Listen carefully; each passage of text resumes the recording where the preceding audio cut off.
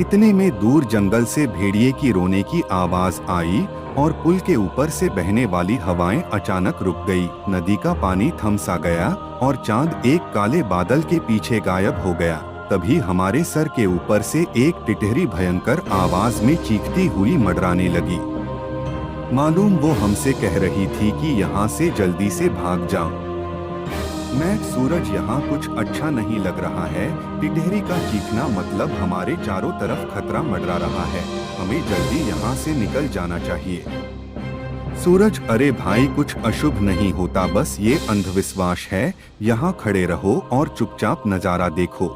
तभी मैंने सूरज से कुछ दूर पुल के पास एक औरत को खड़े देखा। दूर से तो वो दिखने में सुंदर लग रही थी, पर वह पुल के नीचे नदी में झांक रही थी। मैं उसकी तरफ देख ही रहा था कि इतने में वो औरत पुल के ऊपर चढ़ गई। मैं सूरज, अपने पीछे देख, वो औरत क्या कर रही है। सूरज ने पीछे मुड़कर देखा, वो औरत अभी भी पुल के रेलिंग के ऊपर चढ़कर नदी में देख रही थी। सूरज भाई, वो खुदकुशी करने की कोशिश कर रही है। सूरज ने मुझसे कहा। खुदकुशी, ये शब्द सुनकर मेरे हाथ पैर कांपने लगे, क्योंकि जब मैं एक बच्चा था तब मेरे दादाजी ने खुद को फांसी लगा करके खुदकुशी कर ली थी, और वो मैं ही था जो उन्हें पहली बार फांसी पर लटकते हुए देखा था।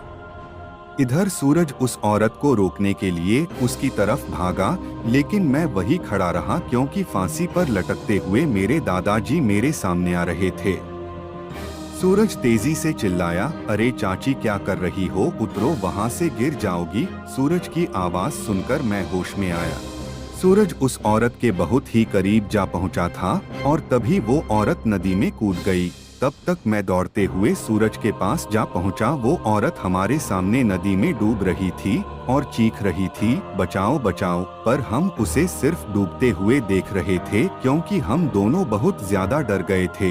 वो औरत मदद के लिए बुला रही थी। फिर तभी सूरज ने अपनी टी शर्ट उतारा और पुल के रेलिंग पर चढ़ गया। मैंने उसका हाथ पकड़कर उसे रोकने की बहुत कोशिश की, लेकिन वह नहीं माना। आगे सुनने के लिए सब्सक्राइब करो।